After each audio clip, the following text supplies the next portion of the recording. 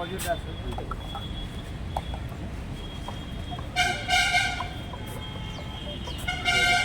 तुम परिचय देकी जहाँ जहाँ कौन दाबी तुम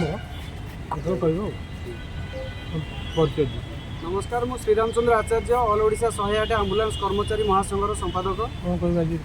आज आम आसीचु भुवनेश्वर लेबर कमिशनर ऑफिस को जहाँकि आम पूर्वर दाबी थिला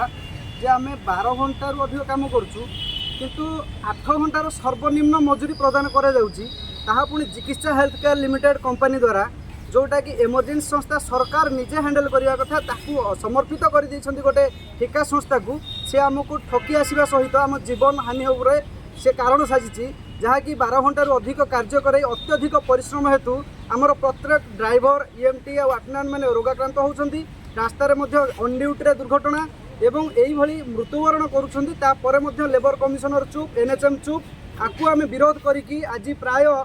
1000 पिला आम आसिक पहुँचीचु ये भुवनेश्वर रे एवं आगामी दिन में आम आपको जारी रखिलु आमर जो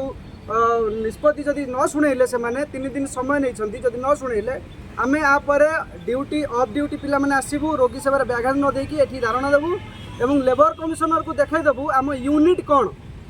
कौन आम देखदेवाक चाहूँ सारा भुवनेश्वर रे आम निश्चिंत भाव समस्त को देखबू आम यूनिट कौन।